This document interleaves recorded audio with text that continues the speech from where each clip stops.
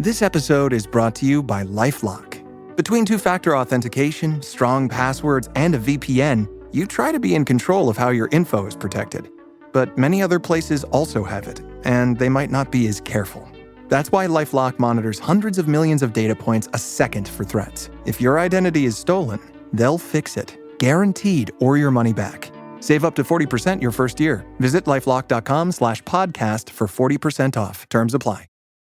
The number one selling product of its kind with over 20 years of research and innovation. Botox Cosmetic, out of botulinum toxin A, is a prescription medicine used to temporarily make moderate to severe frown lines, crow's feet, and forehead lines look better in adults. Effects of Botox Cosmetic may spread hours to weeks after injection, causing serious symptoms. Alert your doctor right away as difficulty swallowing, speaking, breathing, eye problems, or muscle weakness may be a sign of a life-threatening condition. Patients with these conditions before injection are at highest risk. Don't receive Botox Cosmetic if you have a skin infection. Side effects may include allergic reactions, injection site pain, headache, eyebrow and eyelid drooping, and eyelid swelling. Allergic reactions can include rash, welts, asthma symptoms, and dizziness. Tell your doctor about medical history, muscle or nerve conditions including ALS or Lou Gehrig's disease, myasthenia gravis, or Lambert-Eaton syndrome and medications, including botulinum toxins, as these may increase the risk of serious side effects. For full safety information, visit BotoxCosmetic.com or call 877-351-0300. See for yourself at BotoxCosmetic.com.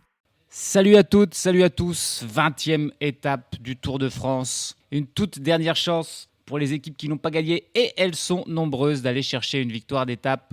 Il n'y a que 9 équipes qui ont remporté une étape sur 23, ça en fait 14 qui sont bredouilles. Et aujourd'hui, c'est l'occasion ou jamais. En plus, c'est une étape parfaite pour baroudeur. Ça ne sera pas un sprinter qui va gagner aujourd'hui, ça ne sera pas non plus un leader du classement général. Ça sera un baroudeur, peut-être un puncher, un coureur, un équipier. Un coureur pas habitué peut-être à la victoire. Une étape avec 4 ascensions longues de 185 km. Avec une ascension dès le début.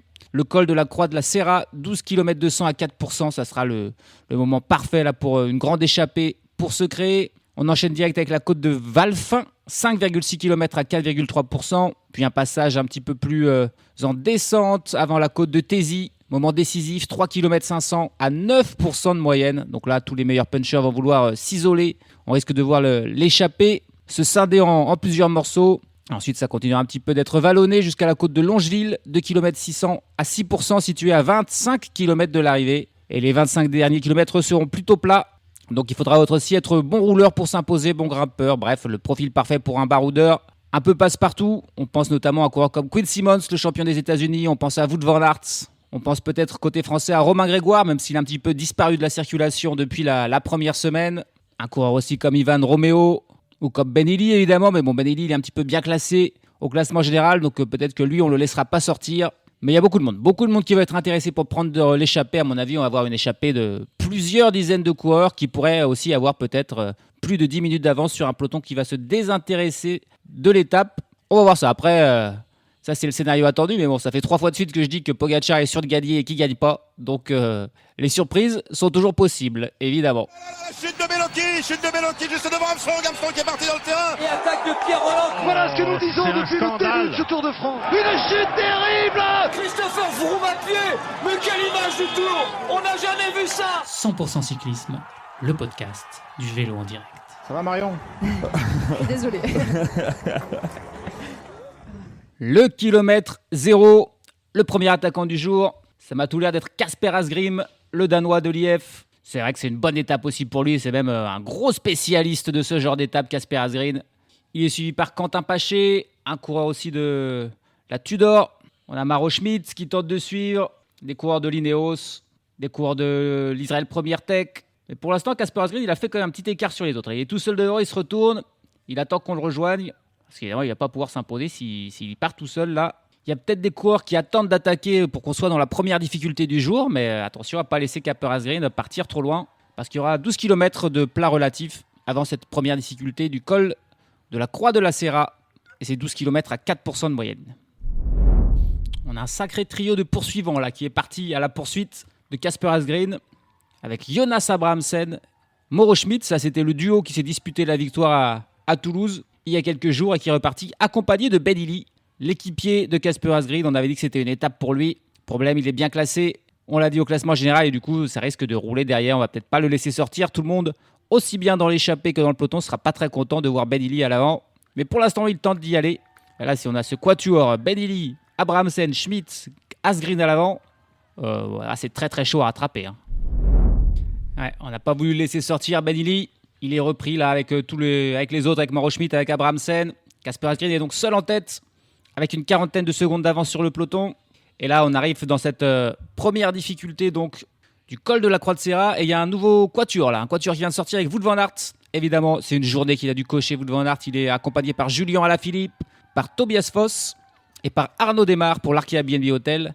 Équipe française, et il y a 5 équipes françaises dans le peloton, l'Arkea BNB Hotel, la Total Energy, la Cofidis, la Groupama FDJ et la Decathlon AG2R La Mondiale. Et aucune de ces équipes françaises n'a remporté la moindre étape. Donc là, c'est quand même pas bon du tout. On a eu une victoire française, certes, avec Valentin Paré-Peintre, mais il court pour l'équipe belge de la Soudal Quick-Step. Donc pour l'instant, c'est quand même, on n'est pas loin du fiasco pour les équipes françaises avec aucune victoire aujourd'hui. C'est clairement le moment ou jamais pour une de ces équipes de sauver son Tour de France. Et là, c'est Arnaud Desmar qui est devant, avec Julian Alaphilippe, donc Foss et Wout van Aert qui sont sortis du peloton à la poursuite de Kasper Asgreen. Et là, ça ne sort pas pour l'instant. Hein. Même le groupe Van Aert là, a été repris.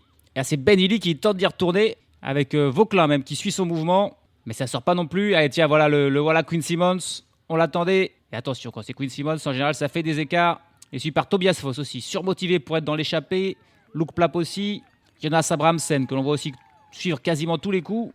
Mais pour l'instant, on n'arrive pas à sortir. Il n'y a toujours que Kasper Asgreen devant.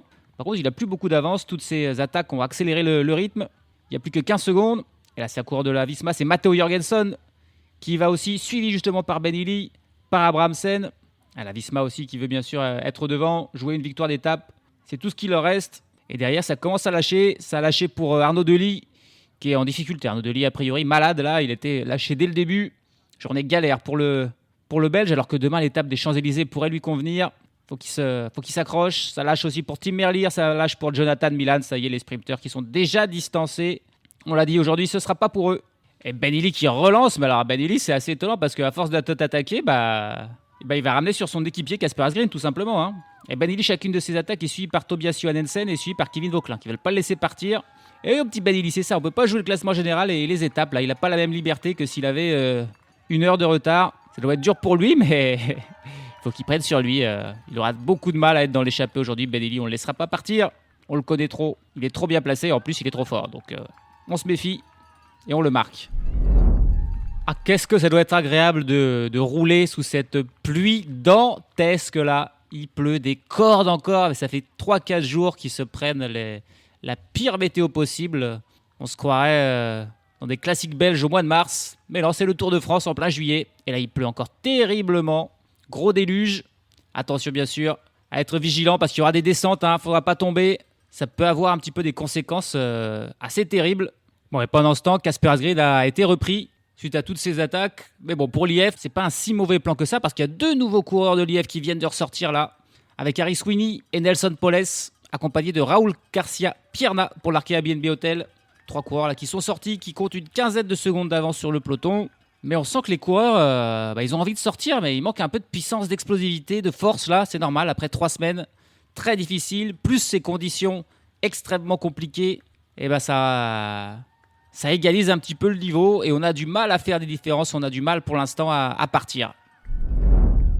Et on arrive au sommet de ce col et toujours pas d'échappée malgré quelques tentatives par-ci par-là. On n'arrive pas. Là, c'est Louis Barré qui essaye au sommet, qui va passer en tête. Mais bon, on rappelle que pour le classement de la montagne, le suspense est fini. C'est Tadej Pogačar qui va s'imposer et remporter ce maillot à Paris. Il tente de sortir, donc Louis Barré, il est tout seul. Là, le peloton est juste derrière, 3 secondes derrière. Tout le monde est au rupteur, j'ai l'impression. Tout le monde est au rupteur, très fatigué. On n'arrive pas à faire des différences. On est à 159 km de l'arrivée. Et le peloton qui souffre sous une pluie battante. Quand on voit ce genre d'étape de difficulté, on comprend un peu mieux les déclarations de Tadej Pogačar qui a dit qu'il en avait marre, tout simplement. Il a dit que ça s'arrête, que ça se termine, de rentrer chez lui, de faire autre chose que du vélo. Alors quand c'est le maillot jaune qui dit ça, on n'ose pas imaginer ce que pensent ceux qui sont tous les jours dans les groupes étaux, qui galèrent en montagne. Eux aussi, ils ont bien envie que ça se termine, je pense, après 3 semaines très difficiles. Et pourtant, il reste encore 2 belles journées, 2 belles étapes à aller chercher. Il faut continuer à galérer. Il y aura 2 coureurs qui sauveront leur Tour de France. Et il y en aura 160 autres qui resteront dans la souffrance et l'anonymat. Davide Ballerini qui accélère là dans la descente. Il tente, voilà, on n'a pas réussi dans la montée. On se dit que dans la descente, en prenant quelques risques avec le sol détrempé, on peut plus sortir et ça marche. Ça marche parce qu'il y a des grosses cassures dans le peloton entre ceux qui ont peur, ceux qui veulent pas prendre de risques. Et le peloton qui s'est complètement effiloché. Donc il va falloir faire les comptes après. Est-ce que ça va se regrouper ou est-ce que ça va permettre à une échappée justement de sortir grâce à cette descente? C'est dans ce du vite. On n'a pas vu de chute, mais il y a quand même des petits groupes par-ci par-là. Un groupe de 20 coureurs, puis 4-5 coureurs, puis un nouveau groupe de 30 coureurs, puis un groupe de 5 coureurs. C'est vraiment très étrange. Il y a des beaux écarts là. Il va falloir faire le compte une fois que cette descente sera terminée. Et en plus, juste après la descente, c'est immédiatement... il y a quoi? Il y a 3 km de plat et ça enchaîne avec la nouvelle côte, la côte de Valfin. 5 km 600 à 4,3%, mais ça monte encore derrière la côte. En vrai, il y a quasiment 15 km d'ascension. Alors, pas très pentu certes, mais voilà, on verra mieux où on en sera avec les écarts, qui est à l'avant. Si on a une échappée qui s'est formée au final avec cette descente. On retrouve Ballerini toujours à l'avant, accompagné de Mauro Schmidt, de Matteo Jorgensen, d'un coureur aussi de la Soudal Quick-Step. 4 coureurs qui sont un petit peu à l'avant. Derrière, il y a un groupe d'une quinzaine de coureurs peut-être qui les poursuit. Est-ce que ça sera ça l'échappée du jour? Dans ce groupe de 15 coureurs, on reconnaît bien Benili. Mais derrière, il y a encore, c'est peut-être ça, le peloton qui est juste derrière. Voilà, c'est très compliqué de savoir la situation de la course là. Hein. Bon, on va dire qu'on a un peloton à l'avant, un peu regroupé, mais c'est un peloton minuscule. Hein. Ils sont peut-être 40 coureurs dans ce peloton. On annonce beaucoup de coureurs distancés derrière. Il y a Julien Alaphilippe, Quinn Simmons, Matej Moric qui ont été lâchés. Et on annonce Oscar Onley aussi, qui ne serait pas à l'avant là. Là, c'est carrément le coureur du classement général qui se sont fait surprendre. Bon, Pogacar et Vingegaard sont bien dans ce peloton qui est à l'avant. Et voilà, un groupe, le groupe Onley pointé à 40 secondes du peloton de tête avec Alaphilippe, avec Guillaume Martin, avec Félix Gall aussi qui est dans ce groupe de surpris. Qui se sont fait surprendre dans la descente. Là, c'est un gros groupe de retardés. Ils sont quasiment plus nombreux que le peloton. Hein. Et dans le groupe de tête, dans le peloton, ça reste le peloton. Ça continue d'attaquer avec là 2 coureurs qui viennent de sortir, un coureur d'Ineos, accompagné d'un coureur de la Soudal Quick-Step. Tout ça sous un déluge toujours constant, c'est une étape un petit peu apocalyptique pour l'instant. Hein. Et on arrive au sommet de cette nouvelle difficulté. Nouvelle attaque pour Tim Wellens, qui est lui aussi surmotivé. Tim Wellens, accompagné par Brent Van Moer, accompagné par Frank Vandenbroek, par Aurélien Paré-Peintre et par Alexandre Delettre. 5 coureurs qui sont sortis. Ils ont quoi? 5 secondes d'avance sur le peloton. Plutôt un groupe de contre, initié par Matteo Jorgensen. Une quinzaine de coureurs. Le peloton qui, lui, est d'une vingtaine de coureurs qui est juste derrière. Et puis le groupe Onley Félix Gall pointé à 25 secondes derrière. Il y en a un peu de partout. Désormais, la côte répertoriée est finie. Mais en vrai, ça continue quand même légèrement de monter. Oh là, mais il y a du brouillard, il y a de la pluie, il a l'air de se faire extrêmement froid, on est au milieu de la forêt, on les voit à peine les coureurs là dans le brouillard. Mais qu'est-ce que c'est que ça? C'est la 20e étape du Tour de France, ils doivent tous être à bout. Ah, faut être courageux là. Là, c'est vraiment, il y a des jours, il fait bon faire du vélo, tu vois. Mais pas aujourd'hui, non. Aujourd'hui, il n'y a que de la souffrance. On a un trio qui est un petit peu réattaqué avec Tim Wellens toujours, Matteo Jorgensen et Ewen Kosciu. 3 coureurs, mais ils ont quoi? Ils ont 10 secondes d'avance sur un autre petit groupe. On retrouve Romain Grégoire, on retrouve Matteo Trentin, Ivan Romeo, Jordan Jegat. Mais le peloton est juste derrière, un peloton où est revenu Oscar Onley et Félix Gall. Mais donc voilà, les écarts toujours minimes, ça part toujours en contre. Qu'est-ce que c'est dur pour tout le monde là. Hein. Et ça continue d'attaquer, c'est incroyable. Hein. Voilà, on est à 125 km de l'arrivée, on est parti depuis 60 km, l'échappée qui n'est toujours pas définitive, on a toujours le trio Wellens, Jorgensen et Kosciu, ils ont 10 secondes d'avance sur un groupe de 10 coureurs où on retrouve donc les Français Jordan Jegat et Romain Grégoire, il y a aussi Caden Groves qui est là, il y a aussi Simone Velasco, il y a Jack Stewart, quelques sprinteurs qui sont encore là, ça c'est bien joué de leur part. Le peloton est lui à 20 secondes, mais il y a toujours des attaques dans ce peloton, il y a Ben O'Connor et la Jai Kolula que l'on voit rouler parce qu'ils ne veulent pas laisser partir Jordan Jegat, qui menace la 10e place au classement général de Ben O'Connor. On a des coureurs comme Jonas Abrahamsen qui tentent d'aller devant parce qu'il n'y a pas du NOX à l'avant. Bref, c'est très compliqué. Là, c'est un coureur de l'XDX Astana qui attaque à son tour dans ce peloton. Donc voilà, c'est pas encore fait. Axel Laurenceau aussi qui tente de partir en contre. Une bataille terrible pour prendre l'échappée dans ce peloton qui est un petit peloton. Hein. Il doit y avoir 60-70 coureurs dans ce peloton. Tous les autres, il y a au moins 100 coureurs qui sont déjà irrémédiablement distancés. Allez, ça s'est regroupé entre les 3 hommes de tête et le groupe de 10 qui les poursuivait. On a donc un groupe de 13. Une échappée de 13 coureurs avec Tim Wellens, Matteo Jorgensen, Ewen Kostiu, Pascal Enkorn, Harry Sweeney, Romain Grégoire, Caden Groves, Matteo Trentin, Ivan Romeo, Simone Velasco, Jordan Jegat, Frank Vandenbroek et Jack Stewart. Voilà, 13 coureurs, mais le peloton ne s'est pas relevé. Le peloton n'a pas encore donné le bon de sortie à cette échappée. Pourquoi ?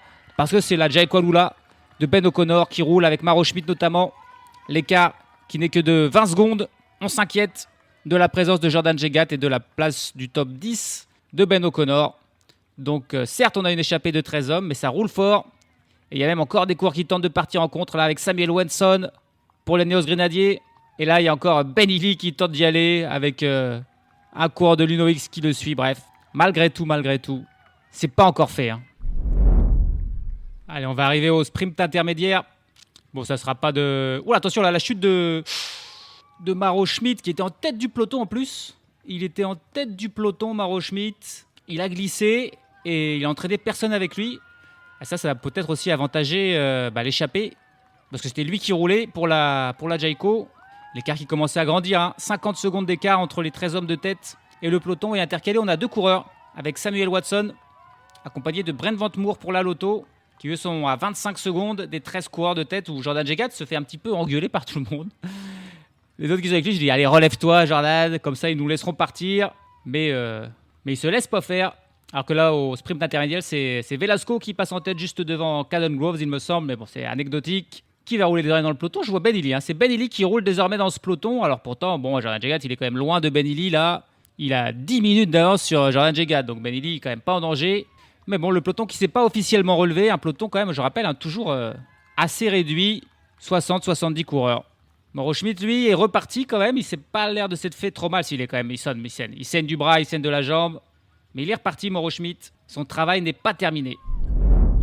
Eh ben, ça aurait été une belle bataille, mais elle est enfin validée, cette échappée de 13 coureurs donc à l'avant, puisque désormais il y a plus de 2 minutes d'écart, 2 minutes 15 d'avance pour ces 13 hommes, alors qu'on est à 89 km de l'arrivée. Le peloton, toutefois, c'est pas complètement relevé. On a vu la Cofidis rouler parce qu'ils ont mis personne à l'avant. Et puis il y a Maro Schmidt qui est revenu dans le peloton après sa chute et qui roule. Là aussi, c'est pour maintenir l'écart, éviter que Jordan Jegat ne s'envole trop. On espère peut-être aussi revenir avant la fin. Il y a largement moyen de revenir si on roule fort. La victoire, a priori, avantage pour les échappés, mais c'est pas non plus forcément fait. Si le peloton continue de maintenir un écart de 2 minutes, ça pourrait rentrer aussi dans le final. Il n'y a pas un gros écart qu'on aurait pu imaginer de 10-15 minutes et un peloton qui s'en désintéresse complètement. Non. C'est toujours possible si l'écart se maintient là autour des 2 minutes pour le peloton. Et notamment lors de la côte de Tizi qui arrivera dans une vingtaine de kilomètres et c'est 3 km 500 à 9% de moyenne. Là, il y aura moyen pour l'écart de diminuer ou aussi pour l'échappée d'exploser en plusieurs petits groupes là. Allez, on est dans la côte de Tizi. On va voir si elle va être décisive ou non. On est quand même loin de l'arrivée. 66 km. Mais ça monte très fort, plus de 9% de moyenne sur 3,5%. Est-ce qu'ils seront encore 13 au sommet dans cette échappée ? Est-ce que le peloton va se rapprocher ou non ? Le peloton qui est pointé à 2 minutes 30 pour l'instant, toujours mené par le valeureux Maro Schmidt qui s'est quand même pris une énorme gamelle tout à l'heure, qui a la jambe et le bras en sang, et c'est le seul qui roule. Mais il va peut-être caler là, dans cette ascension. On va voir si la situation s'éclaircit un petit peu après cette ascension, ou si on reste un peu sur du statu quo. Grit is in you. It's in your passion, your perseverance. It's in every challenge you face and overcome. Grit is in you. It's never in Rockin' Protein. Never settle. Shopping is hard. I can never find anything in my size. I don't even know my size. I buy my clothes the same place I buy my groceries. There's a better way. Make it easy with Stitch Fix. Just share your size, style, budget, and done. Your personal stylist sends pieces picked just for you. That was easy. Stitch Fix. Online personal styling for everyone. Free shipping and returns. No subscription required. Get started today at stitchfix.com. Et Jordan Jegat qui fait le rythme, qui va tellement rapidement qu'il est en train de lâcher les 12 autres là. Alors décidément... Ils vont vraiment pas l'aimer là, parce que déjà tout le monde avait pas envie qu'il soit là et lui disait de se relever parce qu'on le poursuivait à cause de lui, et maintenant il lâche tout le monde, il va trop rapidement dans cette ascension, il s'est pas fait des copains, on a vu Simone Velasco littéralement lui crier dessus à l'italienne, et là il est en train de lâcher tout le monde, Jordan Jegat, et derrière il y a quelques coureurs qui sont sortis du peloton, avec Axel Laurence. Et puis il y a aussi un coureur de la Cofidis et de la Tudor. C'est Dylan Teuns pour la Cofidis. Ça attaque, hein. Ça attaque de partout. En fait, dans le peloton, il y a Wout van Aert qui tente d'y aller. On se dit qu'il y a un jump possible à faire sur le groupe de tête. Ils sont au moins 10-15 coureurs à être sortis du peloton là. Ils ont quand même plus de 2 minutes à boucher sur la tête de la course. Ça va pas être facile. Et il y a l'Australien Harrison Sweeney de l'IF qui arrive à sortir là du groupe de poursuivants de Jordan Jegat et à revenir. Ouais, il revient, il bouche le trou là en quelques secondes. Et c'est même lui qui va passer en tête de cette difficulté. On arrive au sommet. Il devance Jordan Jegat et ses 2 coureurs ont 20 secondes donc d'avance sur les 11 poursuivants que sont Tim Wellens, Matteo Jorgensen, Pascal Enkorn, Romain Grégoire, Caden Groves, Matteo Trentin, Ewen Kostiou, Ivan Romeo, Simone Velasco, Frank Vandenbroek et Jack Stewart. Quand même, Jegat là et Sweeney ont réussi à distancer un coureur comme Jorgensen. C'est quand même assez fort. Derrière l'écart avec les poursuivants, et t'as plus de 2 minutes. Et il y a plein de coureurs qui sont sortis du peloton. On avait vu devant Aert. Là, il y a Lenny Martinez aussi qui tente d'y aller. Il y a Guillaume Martin. Mais bon, ils sont pointés à plus de 2 minutes 30. Quand même, ça va être compliqué. Le peloton, lui, désormais pointé à plus de 3 minutes. Le peloton qui, lui, a clairement arrêté de rouler. Mais il y a beaucoup de coureurs qui ont tenté de partir en contre. Dans le groupe Van Aert, on retrouve Valentin Madouas, Tom Skeuns, Dylan Teuns, Mathis Lebert, Alexandre Delettre. Il y a aussi Warren Barguil, Michael Woods et Anders Alland Johannesen, le frère de Tobias, c'est-à-dire celui qui est pas bien classé au classement général. Il s'est vu trop beau, Jordan Jegat là. Il se fait encore engueuler cette fois-ci. C'est par Harrison Sweeney qui est avec lui qui lui dit mais bon sang, tu vas passer un relais. Et Jegat dit qu'il peut pas. Et Sweeney qui l'attaque du coup. Voilà. Et Sweeney qui l'attaque et qui part tout seul. Jordan Jegat qui ne peut pas suivre. Décidément, il aura passé sa journée à se faire engueuler. Et là, il va être repris par le groupe de poursuivants qui vont aussi l'engueuler en lui disant voilà, t'as voulu faire le malin, t'as voulu partir tout seul, nous distancer. C'est une belle et une mauvaise journée à la fois pour Jordan Jegat, en tout cas pour la victoire d'étape. Ça paraît impossible parce que là, il est déjà rincé alors qu'on est à plus de 50 km de l'arrivée. Pour la place de 10e, par contre, il y a match parce que là, il y a environ 4 minutes d'avance sur le peloton, 4-14. Et Ben O'Connor n'a plus le moindre équipier, donc pas sûr que ça roule très fort dans ce peloton. Mais désormais, il n'y a plus qu'un seul homme en tête. C'est l'Australien très fort, très bon coureur, Harrison Sweeney. Il a 22 secondes d'avance sur le groupe Matteo Jorgensen, Tim Wellens et Jordan Jegat qui vient d'être repris par ce groupe. Harrison Sweeney, on pensait que c'était une mission un peu suicide quand même. Et là, tout seul, à 55 km de l'arrivée, il avait que 15 secondes. L'écart qui était minime sur 12 hommes et sur pas n'importe qui en plus qui le poursuivait. Mais là, il est en train de creuser. Il a 50 secondes d'avance désormais sur les 12 autres, alors qu'il recommence à pleuvoir. Ça y est, il y a eu un petit moment de soleil et là, ça y est, c'est de retour pour la belle giboulée. Harrison Sweeney, seul en tête donc, et qui commence à creuser. Alors on est encore loin, 43 km de l'arrivée, mais il va pas lui falloir laisser 2 minutes non plus là, parce qu'il marche fort sur ce Tour de France. Coureur qui n'a jamais gagné la moindre course professionnelle dans sa carrière. Alors s'il allait chercher sa première sur le Tour de France, ce serait incroyable. On va voir s'il peut tenir jusqu'au bout. Ça paraissait en tout cas impossible, mais ça commence à devenir un peu probable. À noter que derrière, il y a un groupe de contre parti avec Wout van Aert, avec Warren Barguil, Valentin Madouas, Sergio Higuita, Lenny Martinez. Ce groupe est pointé à 3 minutes et 47 secondes d'Harrison Sweeney. Donc ils reviendront pas, ils sont trop loin. Le peloton, lui, pointé à 5 minutes 25, encore plus loin. Et ça, c'est bon pour Jordan Jegat qui pourrait prendre la 10e place. Pour l'instant, il est virtuellement à 10e du classement général. Mais Mauro Schmid, lâché dans la côte de Thésy, est revenu en tête de ce groupe et s'est remis à travailler pour maintenir l'écart et permettre à Ben O'Connor peut-être de sauver sa 10e place. Ça s'entendait plus et ça a explosé. Le groupe de poursuivants, c'est normal. Et là, ça a explosé de partout. On a un groupe de 5 coureurs là, qui est à la poursuite d'Harry Sweeney avec Pascal Enkorn, Romain Grégoire qui est encore dans le coup, avec Caden Groves, Frank Vandenbroek et Jack Stewart. Et ils reprennent du temps à Harry Sweeney, il n'y a plus que 33 secondes. Un petit peu plus loin, à une dizaine de secondes, on a Jordan Jegat avec Simone Velasco, Ivan Romeo et Matteo Trentin. Et puis, de manière assez étonnante, les coureurs de la Team Emirates et de la Visma Is The Bike, Tim Wellens et Matteo Jorgensen, sont un peu plus loin encore, le duo. Ils se sont jaugés, ils se sont pas quittés, c'est vraiment la guerre entre ces deux équipes. On veut offrir aucune opportunité à l'autre et du coup, ils se sont un petit peu sabordés tous les deux. Et ils sont à l'arrière, encore plus loin, une dizaine de secondes derrière le groupe Jegat. Donc voilà, ça a explosé. On a 5 coureurs qui sont bien motivés. Voilà, ça s'entend bien de nouveau dans ces 5-là, avec donc Grégoire, Enkorn, Groves, Vandenbroek et Stewart. Et il n'y a plus que 30 secondes d'avance pour Harrison Sweeney. Et puis à l'arrière, le groupe Wout van Aert, Lenny Martinez et compagnie va bientôt être repris par le peloton maillot jaune. Il reste encore 32 km et il reste aussi encore une petite difficulté à passer. On y sera bientôt, la côte de Longeville, 2 km 600 à 6%. Et ben ça va se regrouper là, le groupe Jordan Gégat qui revient sur le groupe de Romain Grégoire et ils vont revenir sur Harrison Sweeney qui n'est plus que 5 secondes devant, qui se retourne, qui va se faire reprendre. Et du coup, on n'a plus que 10 coureurs parce qu'il y a Ewan Kosciu aussi qui a été surpris et qui lui est en compagnie de Wellens et Jorgensen. C'est marrant, hein, Wellens, Jorgensen et Kosciu, c'était les 3 qui étaient devant pendant un long moment. Et ben, ils ont payé leur effort, ils sont désormais distancés. Ils ne pourront pas jouer la gagne, ils ne reviendront pas. Alors que les autres vont former un nouveau groupe donc de 10 coureurs. On va voir comment ça va s'entendre désormais, où est-ce que ça va s'attaquer. Dans cette côte de Longeville, voilà, ils y sont au pied de la côte de Longeville. Et à noter que Romain Grégoire, il est à domicile et il y a un virage dans cette côte de Longeville qui lui sera dédié. Donc il va peut-être se sentir pousser des ailes.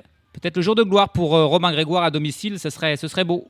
Pour lui et pour la Groupama FDJ qui, on le rappelle, n'a plus gagné sur le Tour de France depuis 2019. Et là voilà la première véritable attaque. Elle est signée Ivan Romeo dans cette ascension, le champion d'Espagne qui est parti. C'est Jack Stewart et Simone Velasco qui sont les premiers à tenter de rejoindre sa roue. Et ensuite Caden Groves.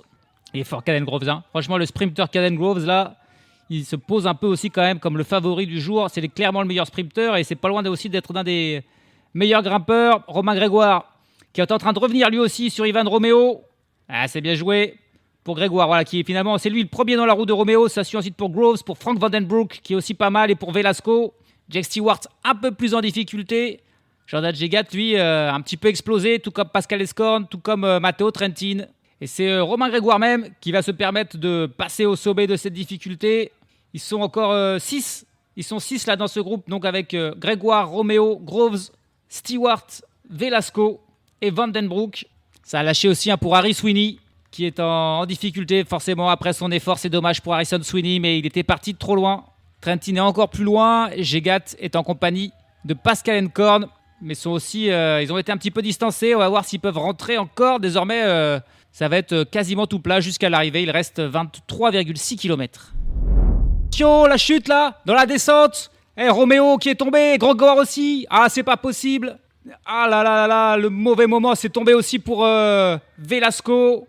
Ils avaient insisté dans cette descente. Ils avaient voulu insister, aller le plus vite possible et c'est tombé. C'est Roméo qui est le premier à être tombé. Et Roméo, il a dû se faire mal, hein. Allez, Velasco est reparti, ça repart pour Romain Grégoire, mais il a perdu au moins quelques secondes et Roméo s'est fait très mal. Oh, Roméo s'est fait très mal. Il est debout. Ivan Romeo qui a fait une attaque dans cette descente. Il prend la corde, mais voilà, la route est mouillée et il glisse. Oh, il se prend le muret. Et Romain Grégoire qui fait un tout droit, qui tombe aussi. C'est passé pour Vandenbroek, pour Stewart et Groves. Velasco, lui, il n'est pas tombé. Velasco, il a juste freiné, il a dû s'arrêter.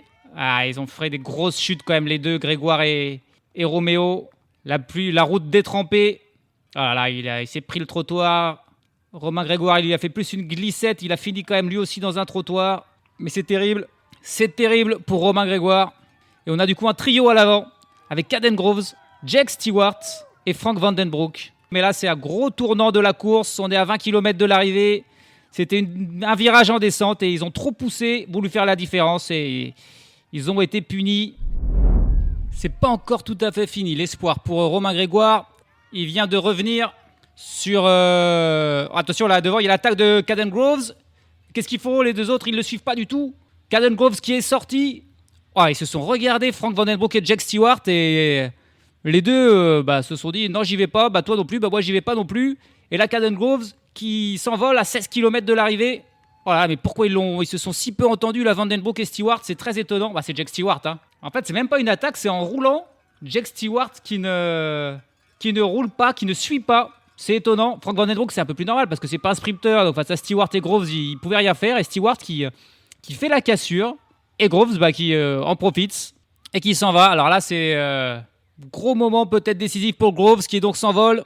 Il a déjà 20 secondes d'avance là sur Vandenbroek et Stewart qui se sont relevés, qui va se faire reprendre probablement par Pascal Encorn qui est toujours dans le coup. Pascal Encorn qui est isolé. Il y a Jordan Gégat et Simone Velasco qui sont pas loin non plus derrière, qui pourraient revenir. Et puis je disais, donc pour Romain Grégoire, c'est pas tout à fait fini. Il vient de rentrer sur le groupe avec Tim Wellens, avec Jorgensen, avec Trentin et avec Harry Sweeney. Et ils sont pas très loin non plus, hein. Ils doivent être à 20 secondes du duo Vandenbroek-Stewart. Ah, c'est incroyable, hein. Ça pourrait bien encore tous se regrouper, là, ces 10 coureurs à la poursuite de Caden Groves. Quelle étape, encore une fois, mais quelle étape, les amis. Ah, ça a réexplosé de nouveau. Il y avait une jonction là du groupe Gegat avec Pascal Elkorn et Velasco qui étaient revenus sur Vandenbroek et Stewart. Mais là, ça a réexplosé de nouveau avec Frank Vandenbroek qui attaque et qui s'est enfin débarrassé de Jack Stewart. Et bien désormais, c'est Frank Vandenbroek tout seul à la poursuite donc de Caden Groves, mais il a quasiment 50 secondes de retard. 10 km de l'arrivée, ça paraît très très compliqué pour rattraper Caden Groves. Mais donc derrière, on a Vandenbroek tout seul, puis Jack Stewart tout seul, puis Cibole Velasco tout seul, puis Jordan Gegat tout seul, mais qui est en train à l'instant de se faire reprendre par le groupe Grégoire, Wellens, Jorgensen, Elkorn et Sweeney. Matteo Trentin a été définitivement distancé. Voilà, c'est incroyable, là, les échappés qui se livrent de batailles terribles. Ça revient, ça relâche. Il y a eu beaucoup de retournements de situation. Et le groupe Wellens, Grégoire qui continue de rattraper des coureurs. Ils sont pas loin de revenir désormais sur Simone Velasco.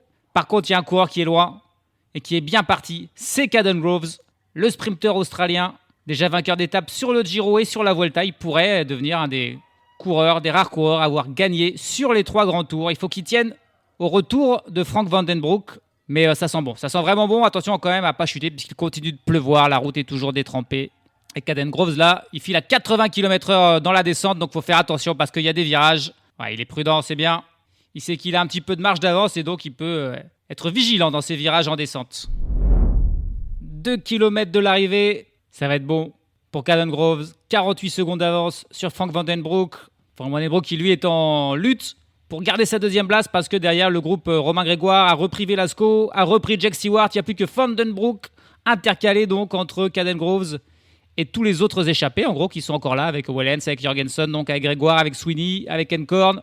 Et ils ont beau collaborer ensemble, ils reviendront peut-être sur Frank Vandenbroek, mais ils ne reviendront pas sur Caden Groves, le sprinter qui va s'imposer en solitaire. Alors, je ne sais pas combien de fois ça lui est arrivé dans sa carrière de s'imposer en solitaire à Caden Groves. C'est assez improbable, mais bravo à lui, il a vraiment bien joué. Caden Groves qui vient de passer la flamme rouge. Et c'est encore une fois, ce ne sera pas une nouvelle équipe qui va s'imposer, puisqu'il y a déjà eu 2 victoires pour l'Alpecin de Koenig, les 2 premières étapes pour Philipsen et pour Van der Poel. Philipsen, plus là suite à une grave chute, pas grave, il y a Van der Poel. Van der Poel, plus là à cause d'une pneumonie, pas grave, parce qu'il y a Caden Groves, censé être le lanceur de Jasper Philipsen. Il se retrouve en échappée aujourd'hui et va s'imposer en solitaire. C'est quand même incroyable, c'était vraiment pas un des noms que l'on pensait voir aujourd'hui, mais c'est un des seuls sprinteurs qui sait grimper, et pas qu'un peu. Milan et compagnie ont été distancés au bout de 20 km, ils étaient déjà plus là. Et lui, il était devant dans l'échappée. Et il n'a même pas attendu le sprint où il était le favori dans ce groupe. Il n'avait vraiment pas besoin d'être tout seul. A priori, en groupe, il se serait aussi imposé. Suite à une mésentente assez absurde entre Jack Stewart et Frank Vandenbroek qui l'ont un peu laissé partir. Et Caden Groves qui vient s'imposer. Il n'a pas besoin de sprinter pour une fois pour s'imposer. Il peut lever les bras et profiter. Ça n'a dû pas lui arriver souvent. Mais c'est la victoire. Et de 3 pour l'Alpecin de Koenig. Et donc toujours 14 équipes qui n'ont pas gagné sur ce Tour de France. Une équipe comme la Picnic Postenel, par exemple, qui va faire 2e là avec Frank Vandenbroek, qui a résisté, qui ne devrait pas se faire reprendre, même si Pascal Elkorn est sorti là. Parmi les poursuivants, pourtant, il avait l'air gris, Pascal Elkorn. Mais il arrive à s'en sortir, il va les faire probablement 3e. C'est bien ça, 2e pour Vandenbroek, qui termine quand même à 55 secondes de Groves. Pascal Elkorn à 1 minute. Et le sprint pour la 4e place pour Velasco. 4e pour Velasco et Romain Grégoire qui vient faire 5e, il me semble. Il doit être tellement déçu, Romain Grégoire. S'il n'avait pas chuté, qui sait ce qui se serait passé. Caden Groves qui n'est pas passé loin de la chute aussi, le moment où Roméo et Grégoire sont tombés. Ils s'en est sortis, lui, il est passé limite. Et ensuite, il attaque et il vient chercher sa victoire. Il est en pleurs, Caden Groves. Il devient le 114e coureur à s'imposer sur les 3 grands tours. Très très belle victoire donc pour Caden Groves et l'Alpecin de Koenig. Et puis désormais on va attendre le temps du peloton. Il y a un tout petit enjeu. L'enjeu c'est la 10e place. Est-ce que Ben O'Connor, qui a travaillé toute la journée avec Mauro Schmid pour tenter de limiter l'écart avec les échappés, va sauver sa 10e place? Pour l'instant il était en ballottage très défavorable. Il avait 1 minute de retard.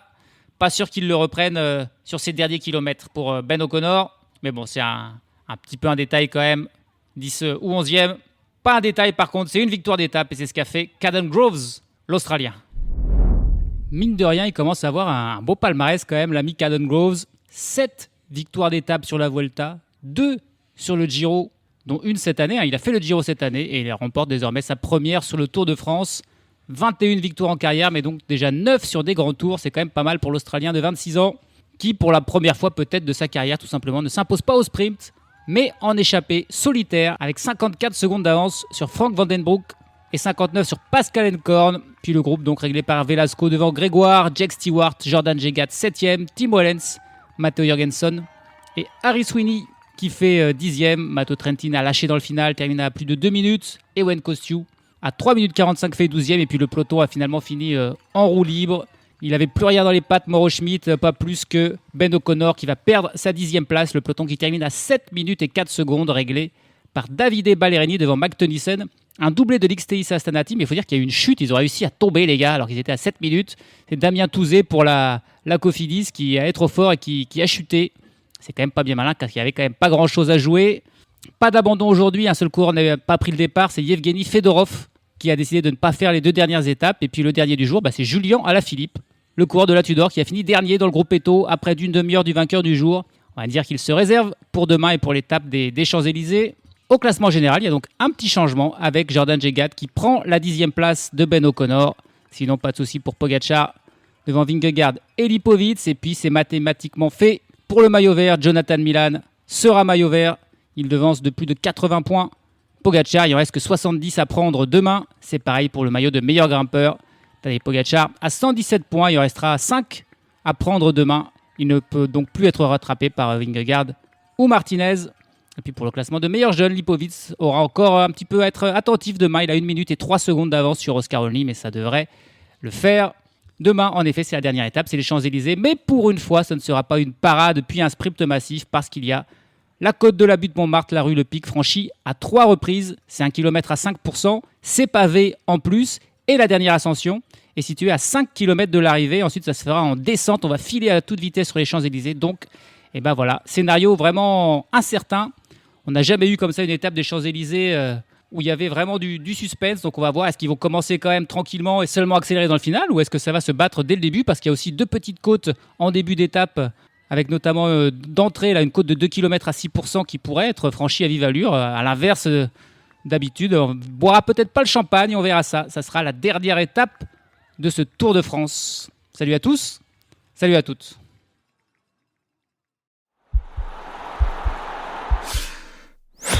This podcast is part of the Sports Social Podcast Network.